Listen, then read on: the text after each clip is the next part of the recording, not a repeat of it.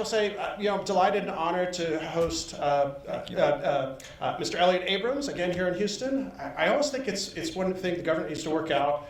An ambassador is a clear title, a general is a clear title, secretary, deputy secretary is a clear title. But if you're a deputy national security advisor or the U.S. envoy, as you were during the Trump last administration, U.S. envoy to Iran, or for representative for Iran, U.S. representative for Venezuela, there's no short moniker. So if you all just kind of bear with me. But either way, it's wonderful to have you back. We will get to the Middle East, especially the kind of momentous occurrences of the last few days with regards to the Gaza war, and hopefully that leads to a longer-term cessation and hostilities. We'll also discuss Venezuela. We have deep experience recently in the last Trump administration. But there are very few people who have such a high level and intense level of experience at three very uniquely different Republican presidencies. For you, obviously, first under Reagan, then under Bush 43, and then under President Trump in his first term. Maybe he might invite you back again, I don't know. But there are three extremely different perspectives and views on the world, especially, I would say, going from Bush 43 to where we are with Trump now. What's your take on the assessment that has the Republican perspective on foreign policy and global leadership changed from one where it was to be engaged, to have strong alliances around the world, to have a military capability that would be kind of unmatched, to one where there are still people like Mitch McConnell or Representative McCall, strong advocates of U.S. leadership, but there are also those who would say the U.S. should step back. We should be isolationist. We should focus on what's happening at home. We shouldn't care so much about what's happening in Ukraine or Taiwan. Do you think this is a permanent, long-term shift in terms of a Republican perspective, or we just have to wait and see? I mean, I'm tempted to say, I don't know. Next question. Oh, wait, let me see. Not on? Okay. Is that on? There we go. Let's see. Okay. Now it is. First, thank you all for being here. I know this is really cold for you guys. When I left Washington Wednesday morning, yesterday morning it was 8 degrees. So my sympathy is there, but it's limited. There's clearly been a change. I think you can draw a line, Eisenhower, Nixon, Ford, Reagan, Bush. And did they have really terribly different foreign policies? I would say no. Trump is different. It's partly because his voters are different. He has created more of a working class Republican Party, more of a populist Republican Party. What I think we don't really know is, what does that party look like 4 years from now after Trump? If you look at the Senate, okay, we went from Mitch McConnell to John Thune. Not a big change in terms of foreign policy. Same thing in the House. I think a lot of people thought Mike Johnson was going to be a sort of very weird, a right-wing speaker. He's not. He's a conservative speaker. So what happens after Trump? Does the party tend to move back toward the Republican norm? Not all the way back, but I think there's only one Trump. My own view is that if his son tries to succeed him and take over the movement, or if Vance does, it's not going to work because he's unique. So I would expect to see a somewhat more traditional foreign policy. You obviously have spent many hours in the Oval Office with Reagan on some incredibly difficult issues. Some, a long contract. You can take it any way you want from there to Bush and some people would say maybe attempting too much in the Middle East, or maybe being too optimistic in terms of human rights promotion and democracy promotion, to being in the room with President Trump, especially with regards to Iran and Venezuela. How do you see his kind of core motivational ideology or view of the world, or is it hard to say? Well, it is. I mean, it is hard to say. And one thing we'll find out, is this Trump different from the first term? So far, no. But, it's only 3 days, so give him time. I think if you think of Reagan or Bush, Trump really is more transactional. I mean, everybody says that. But I think it's true. That is, in each individual interaction with another government or about a discrete problem, it's kind of what's in it for me. And I think you can put this in business terms. That is, yes, you may have had a business relationship with this company or this guy, but now comes a new deal. And you're not going to say, well, we're old friends, so you can have it for $1 million less. He's not going to do that. And he's not going to do that for the Europeans either. Yes, we love them, we love NATO, we've been in this together throughout the Cold War. What have you done for me lately? And I think if you go too far with that, it's a mistake. I don't think it's a mistake to think, at least in part, that way. I mean, every every president, not every Republican, every president's been saying to the Europeans for decades, you've got to spend more on your defense. You've got to help more in NATO. And then we changed the subject, and they would do nothing. So Trump, in his first term, pushed it much harder. And feeling the threat, they started spending more on defense. It worked. And the NATO Secretary General, said, why are we in better shape? We're in better shape because of Trump. So I think the question is, how far is he going to go in that direction? And I think we don't know. Clearly, to me, some of what he's doing is negotiating. And example, Canada. He's fooling around, he was, with Justin Trudeau and with calling him the governor of the 51st state. All of this is laying the groundwork for a negotiation we are going to have on tariffs with Canada and Mexico and reforms in the USMCA that Trump had negotiated. Other parts of it I don't quite understand, and the example I'd give you is Panama. I don't know what he's doing, because the things that he's saying, A, that China is running the canal, and B, that we are being treated badly with malice, it's not true. It's just not true. So I don't understand the negotiation that is going to come out of this. If he thinks that we can get preferential treatment, so every other country in the world will pay X canal fee, but we'll only pay 1/2 of X, that's not going to happen, and it shouldn't happen, actually. I can't ever mention Panama without reminding you of what Ronald Reagan said in those days about the Panama Canal. We stole it fair and square. Yes. Before we just kind of look at Russia and China, but just kind of follow up to that, how do you kind of square the circle that Trump has said in many different ways before he was elected in 2016, his first term, and again, running again, I'm not going to get involved in necessary wars. We're going to be, not, having Americans deployed unnecessarily abroad. But at the same time, implicitly or explicitly saying, I won't rule out any potential measures for Greenland or for Panama or something along those lines that really sounds in a lot of ways kind of like a neo-colonial perspective, like an idea of the U.S. retaking land abroad, which would happen militarily. But how does that square with his own kind of general approach? I think it does in a way. He's not a guy who's ever going to say, who's ever going to limit himself. So if you say, surely you don't mean this, we'll say, well, I don't know. Maybe. You're not going to use force with Panama, are you? He would say, well, we'll see. He's not going to limit himself. He's not going to rule things out. But I think it works in this sense. He really doesn't want us involved in wars.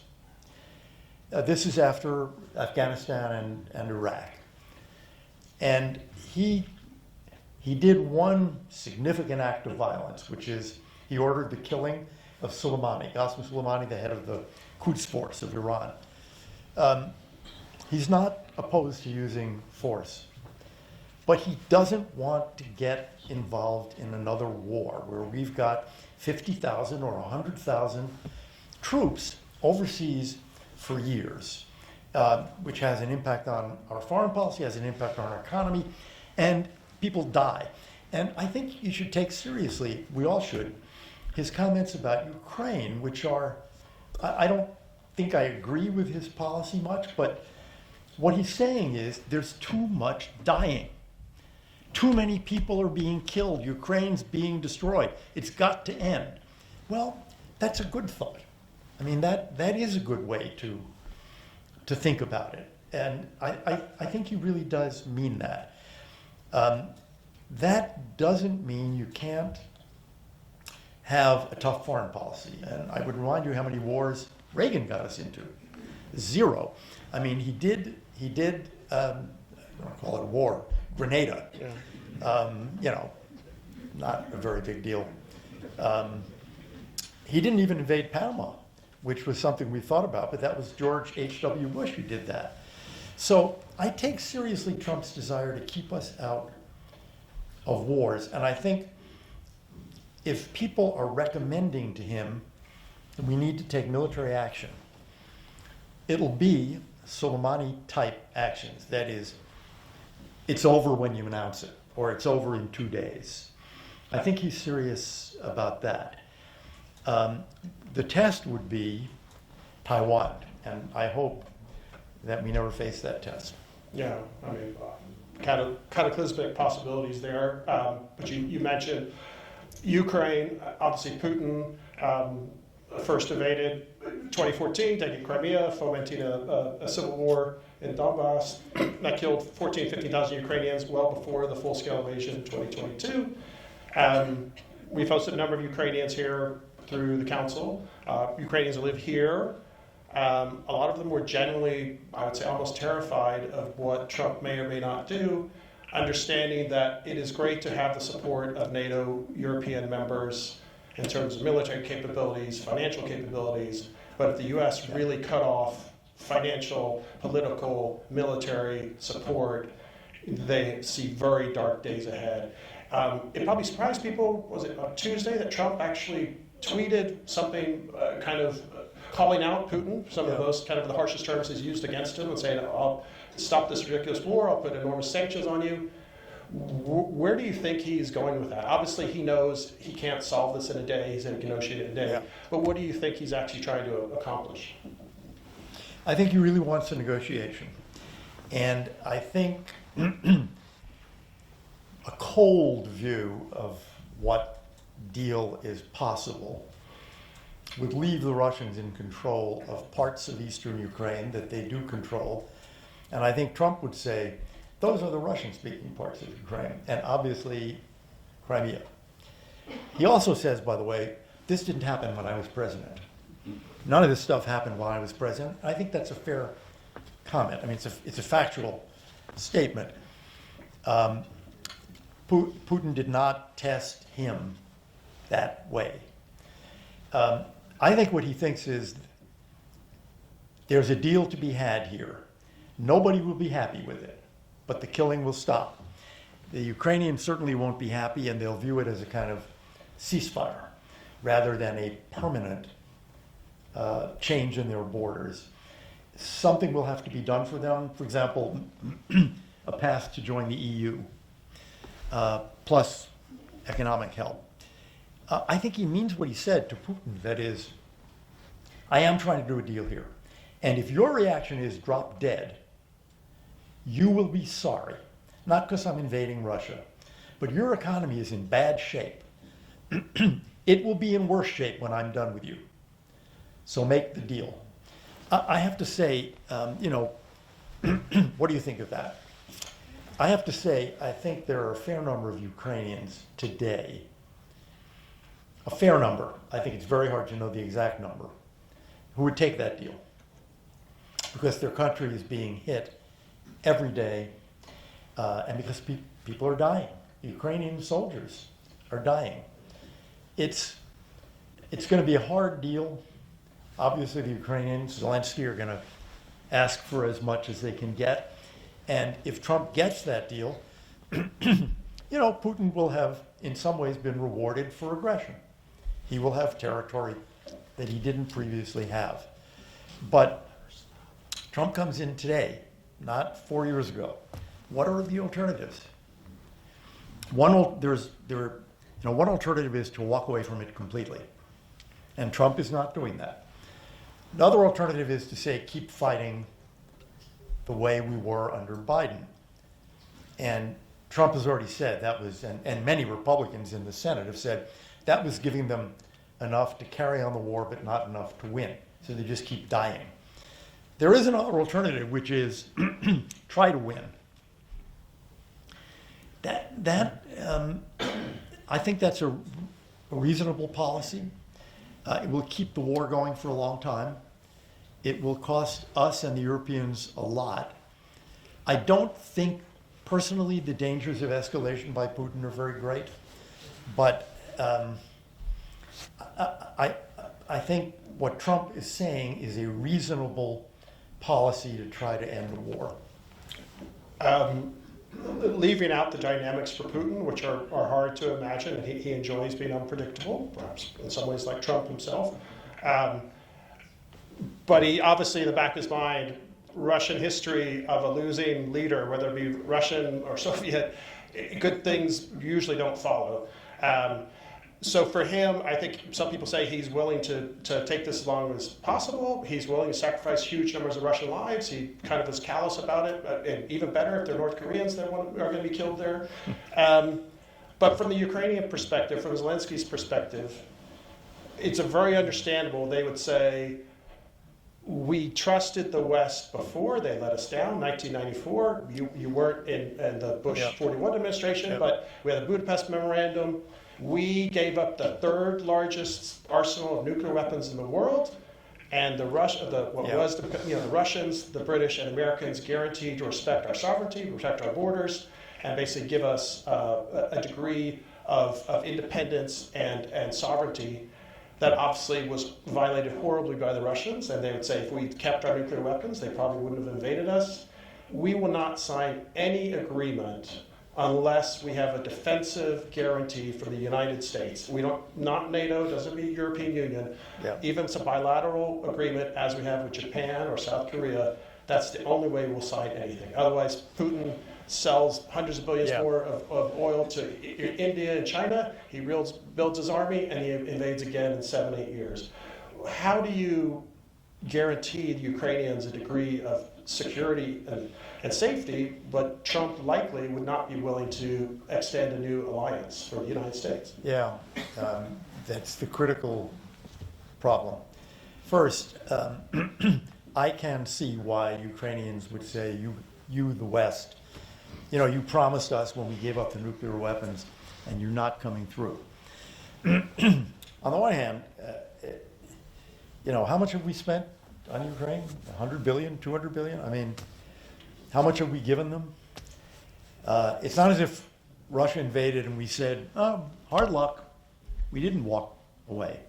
But secondly, there's an old expression that states are cold beasts, meaning, the world is a jungle. And we all have to look out for our security.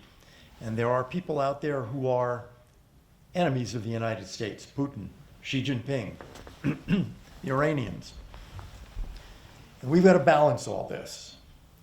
And if if the balance we come to is we're not going to go to war with Russia over this. We've spent 100 or 200 billion. We've helped you. We will continue to help you. I think it's hard to say that we've kind of, walked away or abandoned the Ukrainians. Now, your question's the right question. How do we prevent Putin from doing it again? I don't know what the president has in mind. He's not going to put U.S. troops into Ukraine. Would he support putting European troops there on the line? I think the answer is yes. French, German, British, so that the Russians would have to kill them to come across again. I think he would support that if they'd be willing to do it. Maybe some kind of bilateral defense agreement with Ukraine. to make sure that they have the military they need to defend against another round of Russian aggression. What I think he won't do is give them a NATO-like treaty where we are pledged to the defense of Ukraine, and he won't put American soldiers there. That's just not the way he thinks about the world. And obviously the big question is China, President Xi, what lessons is he or are they not taking from Ukraine in relation to Taiwan? Going back 50 or so years, Republican or Democratic presidents, until recently, the general policy was kind of strategic ambiguity. We will not definitively say if we will or will not defend Taiwan. Biden, at first people thought maybe it was a mistake, but I think he said it 3 or 4 times publicly. Maybe it was a mistake, I don't know. Could be. But said we would defend Taiwan, which greatly alarmed some of his military commanders, I'm sure. But where do you see that truly dire issue with Trump in terms of, in his first administration, he was suggesting to Korea and Japan that they maybe develop their own nuclear weapons, so we wouldn't necessarily have to give them our nuclear umbrella. He never dedicated himself to anything specific about Taiwan, but how do you see him kind of pushing back on Taiwan in regards to China? Well, the beginning of the answer is, I don't think we know.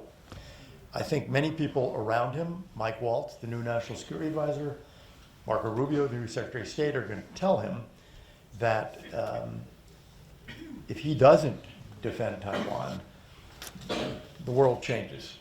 And every guarantee we've ever given anybody is worthless. What guarantee did we give Ukraine? We didn't. They're not in NATO. We never pledged to defend Ukraine. Taiwan's different. We have told the Chinese over decades, don't do it. There were things we should be doing now, I think, and I hope Trump will do, to kind of toughen that target, which is, I think, clearly in our interest. That is, the best way to deter, I believe, is to make Xi Jinping understand what he would lose because, you'd make Taiwan, it's kind of porcupine theory. We can and should do that, and Xi has no basis to complain about that. He will complain, but that's okay. Trump wants to go there. He wants to talk to Xi Jinping. I think Xi has talked about being ready in 27 to take Taiwan. It's unless things happen between now and then, it's hard for me to see him challenging Trump that way. This is the old Nixon unpredictability thing. I think it would be a calamitous mistake for Trump to suggest that he would definitely not defend Taiwan, because that is not what you want in Xi Jinping's head. So I hope he'll help them defend themselves better. I hope he will demand that they defend themselves better.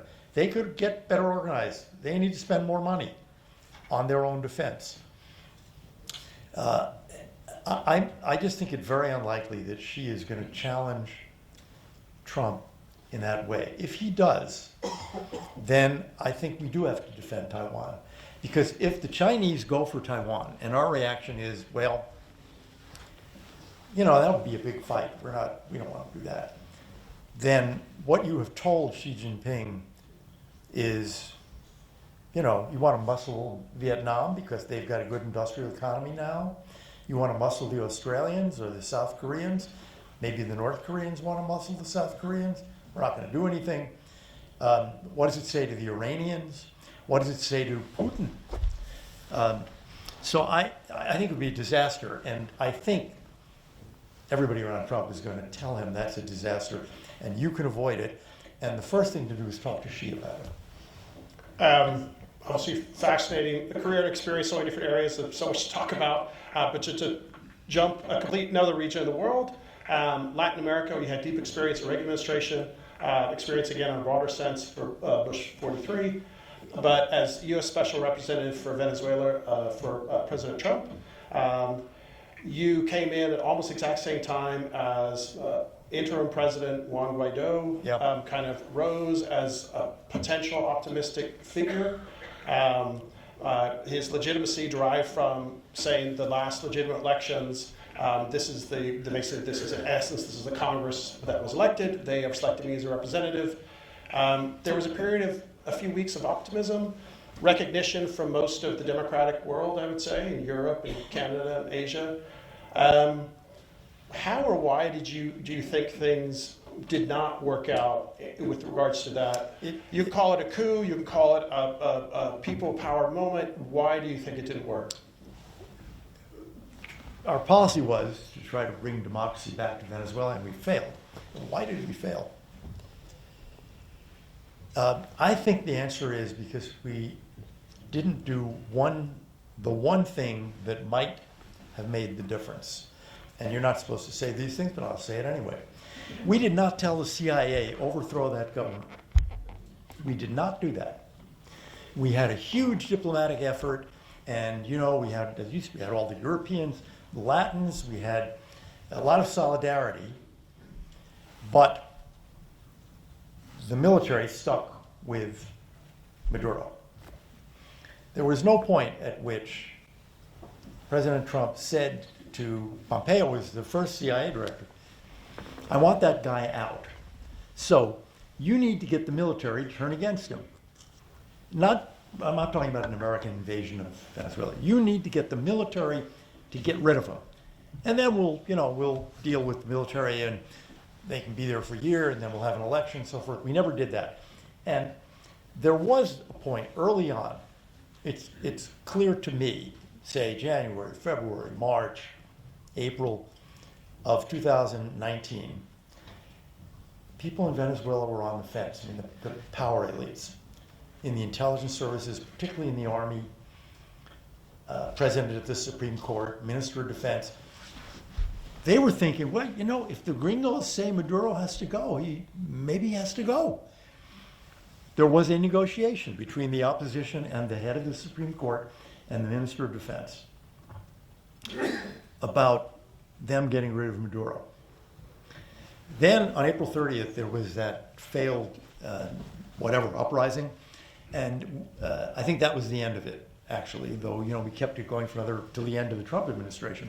I think that's when people with influence in Venezuela said, okay, the Americans are not going to do much. They're going to talk, they're going to do diplomacy, they're going to get, we're going to be denounced at the UN, but they're not going to do anything. And I don't know whether, frankly, the CIA today has the capacity to do that. In 1960 or 70, 1980, they had that capacity. We never found out. We never tried. And that's what I would have added. And I think had we done that, it would have been different. Just last thing on Venezuela in terms of what was or was not possible.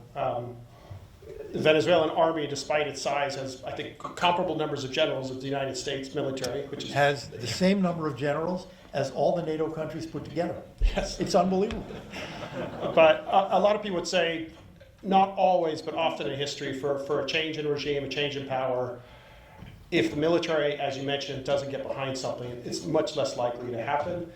Unlike other countries, Colombia's shipment of cocaine had been disrupted, and a lot of it ended up, some of it from the United States efforts, Plan Colombia, like Bush 43's efforts, gets piped into and running through Venezuela, and it's the Venezuelan military that is making hundreds of millions of dollars from the drug trade, and it just comes down to, do you think the idea that in some ways, why would a general give up something for an idealistic idea of a new President Guaidó when I'm getting $1 million a year just to turn a blind eye to these cartels?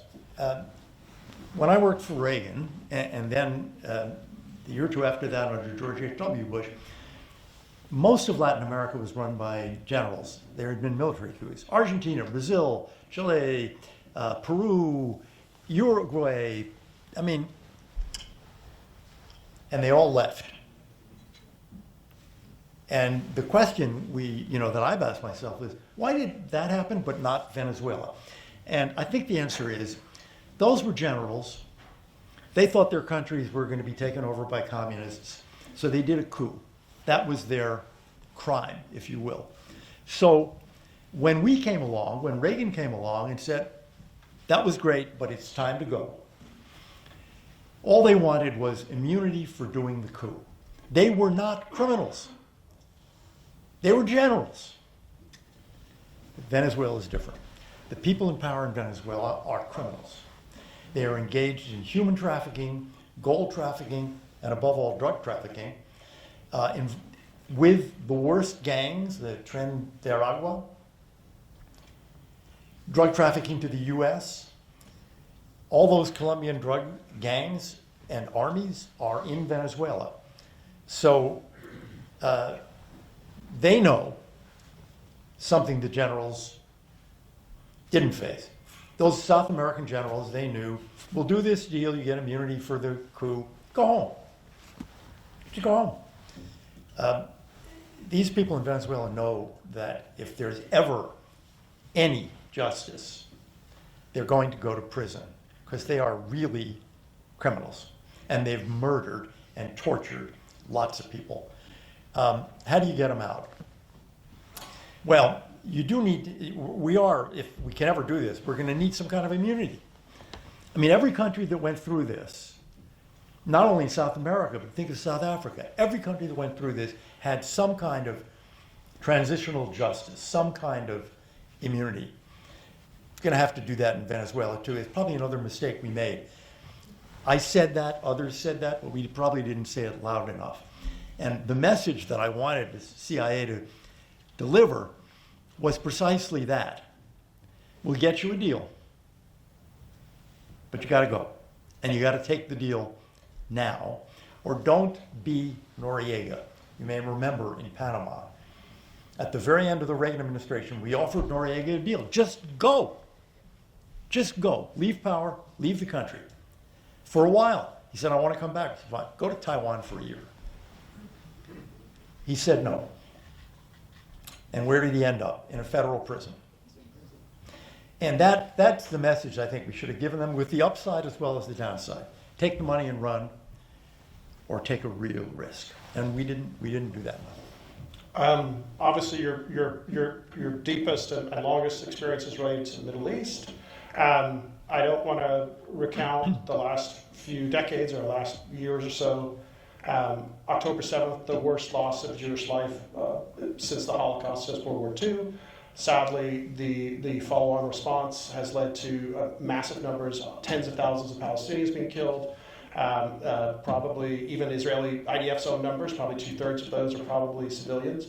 Even if they're killing 17,000 Hamas fighters, maybe 30+ thousand are civilians. Gaza has been absolutely, destroyed and obliterated. It took a long time to get to it, but what's your assessment? It's very new. We'll head a second round here in just a few days of the tentative agreement that has been reached. And I suppose, how do you feel it was reached? And more importantly, how optimistic are you for it to kind of at least continue for the next few weeks even? My view is it's a terrible deal and absolutely necessary.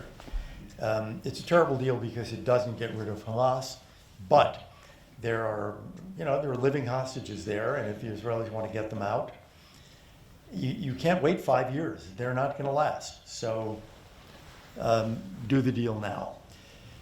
What's missing in the deal is the day after.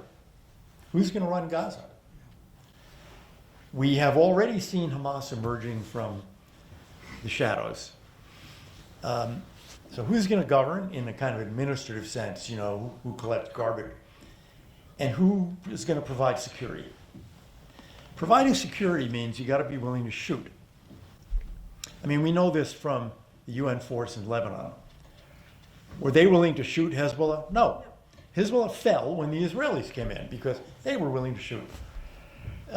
So what force would this be? I was part of a group that did a report, it's a year ago now, we said it should be, you need a combination. You need some vetted Palestinian police. You need help from the Arabs. Maybe it's the Emiratis, Egyptians, Jordanians, whoever you can sign up to give you some police or soldiers. You need to create islands of security around a hospital, around a warehouse that distributes food. And we argued private security forces. When I would go, for example, go to the Middle East, say go to the West Bank as a US official, you know, they would take me there in armored Suburban with a few guards. They were not US government guys. They were retired special forces, you know, now working for one of these many companies. And there are many retired Australian soldiers, British, French, Canadian, American. You can't hire one of them and say, okay, you govern Gaza. That's not what they do. But you can say, protect this area. Here are the boundaries. Protect this border. Protect these convoys of trucks of food going in. That is the kind of stuff they do, and I think they ought to be part of the answer too. But there is no plan. There is no plan. Now, Netanyahu's most trusted aide, Ron Dermer, who was ambassador here, somebody said to him in a debate a few days ago, you don't have a plan because you're idiots. And he said, isn't it obvious to you that an Israeli plan would be dead on arrival? Every Arab government would say no before they even knew what was in it. He said, that's why we didn't advance one. It's got to be negotiated between the US, Egypt, Jordan, the Saudis and Emiratis and Qataris will presumably pay for it. Here I do criticize President Biden, the Biden administration. Nobody's going to do this if we don't lead. That doesn't mean that we put American soldiers in there. I'm against that. But to get the people around the table to say, okay, let's talk seriously. What are each of us willing to do? That did not happen.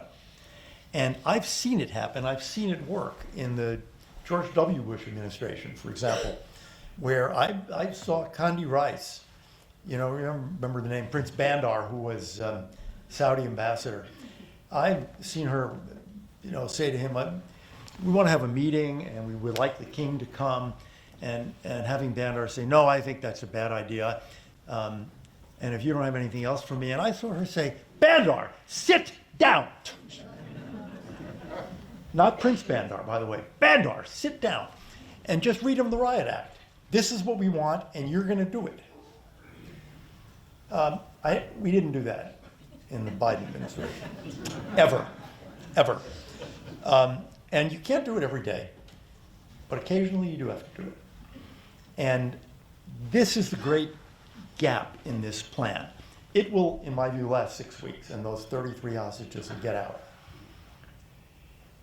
On day 16, and we're halfway there, I guess, they're supposed to start negotiating phase 2, which comes in after 42 days from the first day. I think they might get there because I think Hamas doesn't want the fighting to start. The Israelis want more people out. It is, I'm a little optimistic about that. But then at the end of it, where are you? Hamas is still there. Nobody else is there because the Israelis will have, if it goes 2 periods of 6 weeks, so 3 months, the Israelis would be out.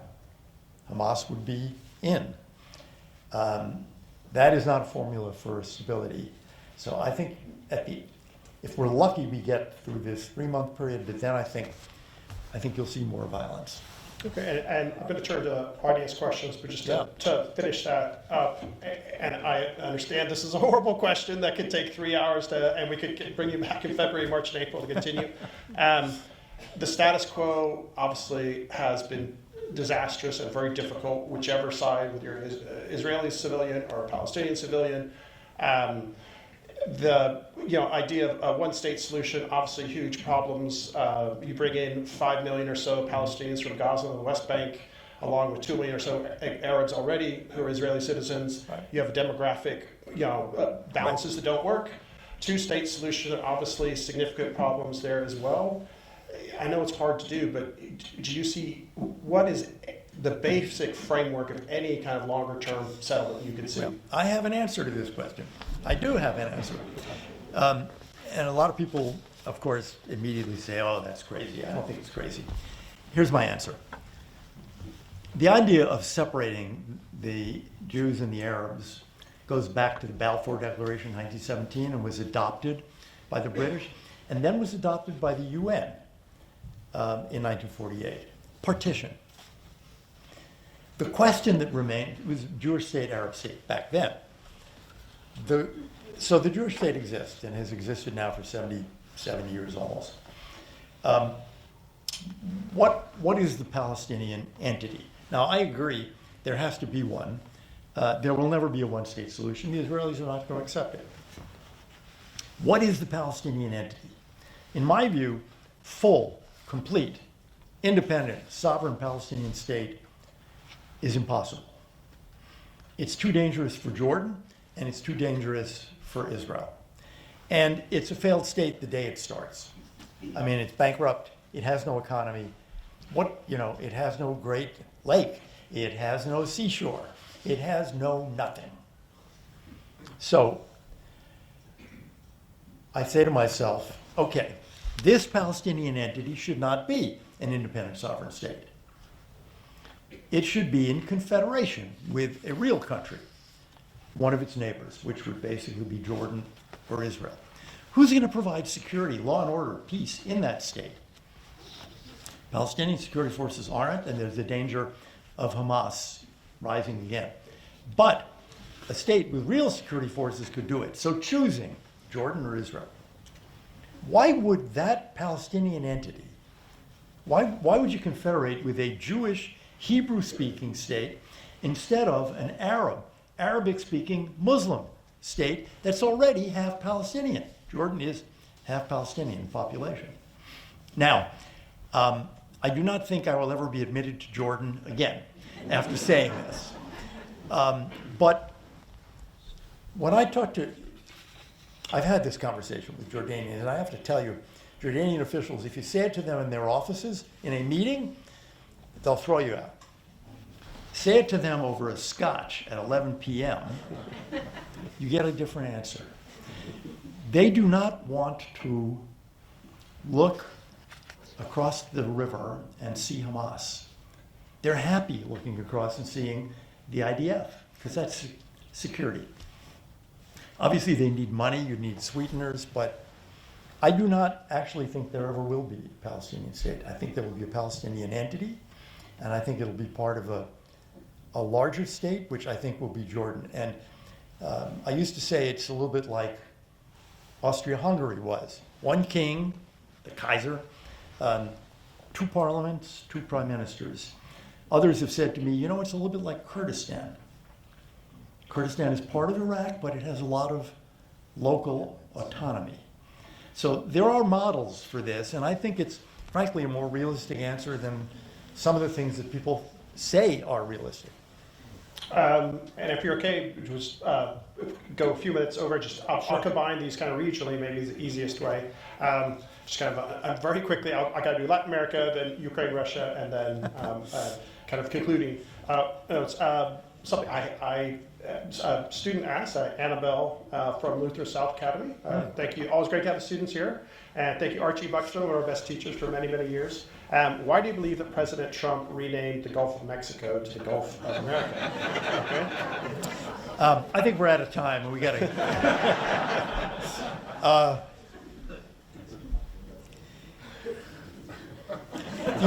don't know. I mean, there are these name things. For example, the Persian Gulf. We all call it the Persian Gulf.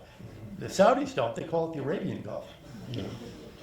Why is it the Gulf of Mexico? I don't know the answer to that question. I mean, historically, I assume there is an answer. Why is it not the Gulf of, Texas. Yucatan, or the Gulf of Texas, or I don't know.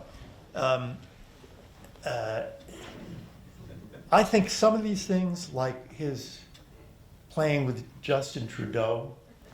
He does because it's so kind of fun. You touched upon it before. This is something I'm not familiar with, but maybe just in a broader sense to give more of your perspective of why.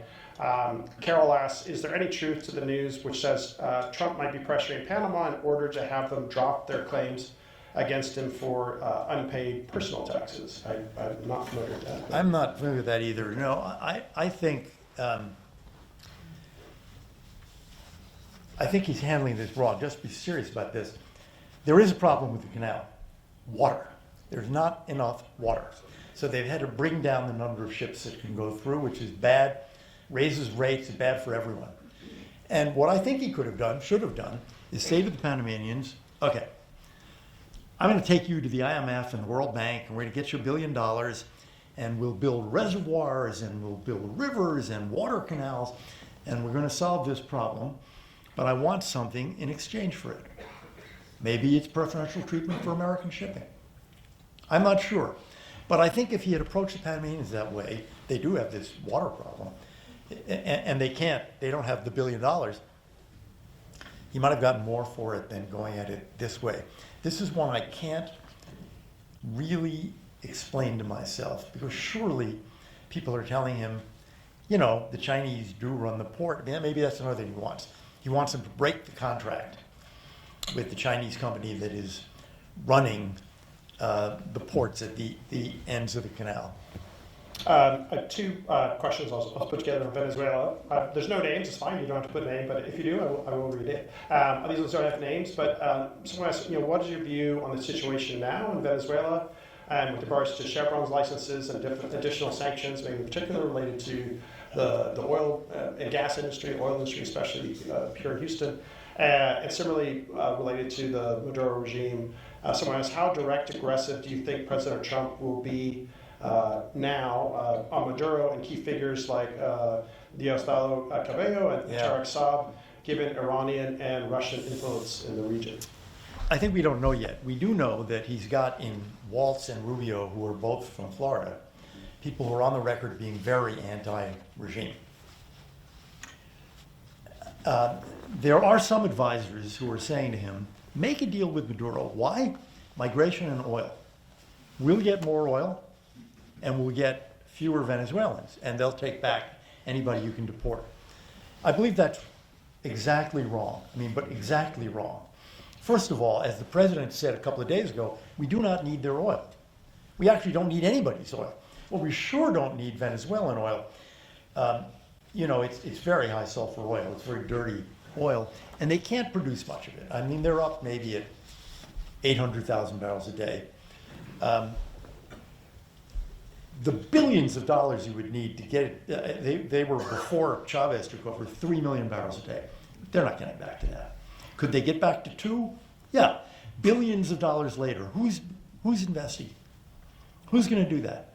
Next door in Guyana, you've got oodles of clean oil, very low sulfur content. That's where Exxon's investing. I think the president should say right now, Chevron out. Why do we let him go back? Biden let him go back as part of a deal for a free election. Well, how did that turn out? So I thought the day after Maduro stole the election, tell Chevron to get out, and the European oil companies. Okay, maybe you want to wait until, I think it was January 10th was the inauguration down there? Okay, that's the date. I'm hoping this comes from President Trump any day now. I really hope so. It's a very important signal, I think, in all of Latin America, but particularly Venezuela. This is an illegitimate regime. And just a word on the immigration part.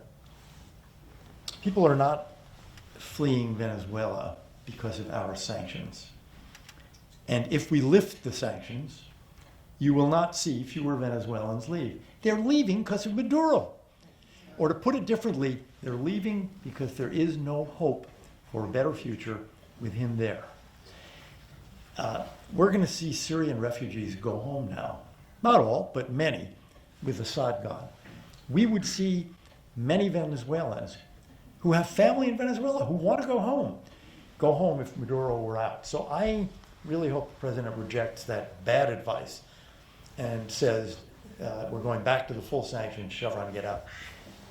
And just to kind of wrap up on Ukraine, you touched upon some of this already, but if you want to maybe add a note here or there.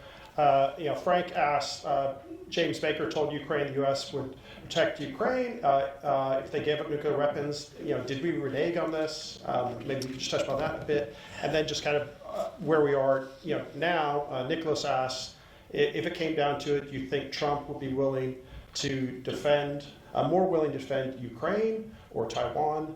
And then in terms of forces deployed, you touched upon already, unlikely for U.S. troops to Ukraine, but follow-ups. Someone asked, U.S. forces stationed in Poland, obviously border with Ukraine and Russia. Do you think he'd be likely to remove these troops from, say, Eastern Europe? Yeah, I hope not. Just on the last part, it seems to me we have too many troops in Germany, and they ought to be moved east. If you think of the Baltic states, we have NATO. We have a NATO treaty. Article 5 says we all defend each other. That is not why Stalin never invaded Germany. He never invaded Germany because we had troops in the Fulda Gap. And he knew, you go in there, you kill Americans, it's World War III.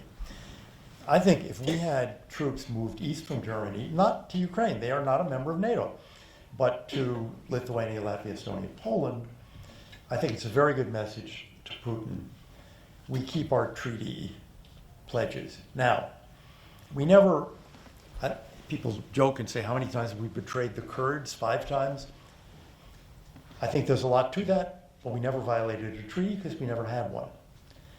What treaty do we have with Ukraine? We don't. And that's probably the mistake the Ukrainians made back then. James Baker said, we'll take care of you. Well, I've had that experience. I've had the experience, for example, where President George W. Bush and the then Prime Minister of Israel, Ariel Sharon, exchanged letters, pledging things to each other. And then the Congress, both houses, passed resolutions saying, we support what President Bush said. And then he was followed by Barack Obama, who said, it's a letter. So what? It's just a letter. If it's not a treaty, my advice to a foreign leader, you can't count on it being the view of the next president. Times change, people change. We don't violate our treaty pledges. But, if it's just a letter, if it's a phone call with Secretary Baker, you're going to count on it for 20, 30 years? Don't. And I know it's maybe, it was mentioned earlier, but a difficult line to parse. The Budapest Memorandum, sadly, was a memorandum, kind of a recognition of the major powers' perspectives, but they were not a treaty obligation. Is that a good way to describe it? Right. And I think if you think of Obama's nuclear deal with Iran, why wasn't it a treaty? Because he didn't have the votes on Capitol Hill. He knew it would be defeated. And that should tell you something. It should tell the Iranians something, but foreigners should think about this. If you're doing an agreement, but it isn't a treaty because the votes aren't there, what does that tell you about how long it's going to last? And whether Americans in general support it, and whether the next president, maybe of a different party, will support it. I'm not saying that, the only form of diplomatic engagement ever should be a treaty. But if you're betting your nation's future on it, a phone call, a handshake, a letter is really not enough. It may be the best that you can get. It may be all you can get, but you got to recognize, I'll say it again, it's a jungle out there. Nations are cold beasts. We look after ourselves. We do more than that, particularly we in the United States have done more than that for over a century as we try to defend the frontiers of freedom. But when we do that, all of us are still thinking about our country and our security, and other countries have got to recognize it. They do it as well. And it is not shocking that we do it. Obviously, you've had a fascinating career. Jahan mentioned in your early years, the Reagan administration, Assistant Secretary for Human Rights Issues. Later, Bush 43, Deputy National Security Advisor for global democratic efforts to spread democracy. You have seen it firsthand, and maybe you have regrets, and maybe you don't. I don't know. When we've maybe made short-term decisions with regards to a dictatorship, an autocrat. In Reagan, reluctantly supporting Saddam Hussein because of the balance against Iran, whereas 2 presidents later, under Bush 43, were invading to topple him. A good question here, there's no name, but a good question, a good way to end. Someone asked, what lesson from your past can be applied to the rising authoritarianism globally, and maybe even within the United States? Do you have concerns about that in the United States and beyond? Yeah, I don't have concerns about the United States. I think that's way overdone. It's true that there are more dictatorships now than there were a few years ago. I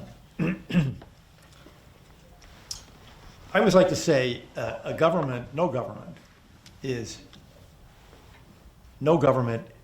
an NGO. Our government's not an NGO. NGOs have the great ability to say, we're about freedom of the press, we're against human trafficking, we're about whatever it is. And that's all we're about. And everything else, we're not interested in. We don't compromise. There is no government that can do that. I think what you have to do in these cases is, first of all, be realistic about what you can achieve. When we worked with the Saudis in the Bush administration on human rights, we thought, you could go in and say to the king, we actually believe in free elections, and you should resign. I mean, what is the point? What we did say was, you believe in God. You are a religious man. You should allow more freedom of religion in Saudi Arabia, because you have millions of people here. They're not Saudi citizens, but you let them in legally, who are Protestants or Catholics, Mormons. There were a couple of million Filipino Catholics, for example. That's a tough argument for them. Why shouldn't people be allowed to worship God? And we actually made progress. So one of the things you need to do is think pragmatically, what can be achieved here? What's the sharp edge that we can maybe sand down a bit so that people have a better shot in this country? We went, it's worth telling a very brief story. We had reports on human trafficking in the Emirates. You know why? They have camel races. In camel race, you want the lightest possible jockey. So they imported children, boys, 10 years old, from Pakistan to be the jockeys. So we went to them and said, we don't want bad publicity here, we're not attacking you. This is bad. You should not permit this. And the reaction of the government was, you're right. It's not something we should permit. They sent all those boys home to Pakistan with money, gave their families money. If you go to a camel race today in the Emirates, you will see a machine figure with 2 machine arms going like this to sort of hit the camel's side to get the camel to go faster. We achieved that because we found something we thought, they can do this. So the first thing is, can you push in the right direction? In some cases, no. But when you can, you should. The other, I think, is when you deal with these governments, say what you think. And if you have to deal with really bad people, don't laugh about it, don't smile about it, wince about it.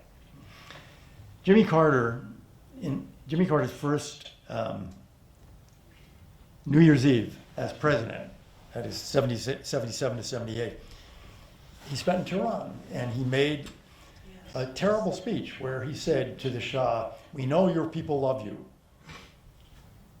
This is when the Shah's brutal secret police are torturing people, and of course, about a year before the Shah was gone. Don't do that. Don't say things that are not true. Don't talk about how all Chinese love Xi Jinping, or all Russians love Putin and he's a great leader. He's not. And when you have to deal with, and we do have to deal with tyrants and murderers, keep a straight face and say, you know, I'm glad to be here today because our two countries have issues that we need to deal with. Don't talk about how you were great and we love you. I think people rely on us to be above that.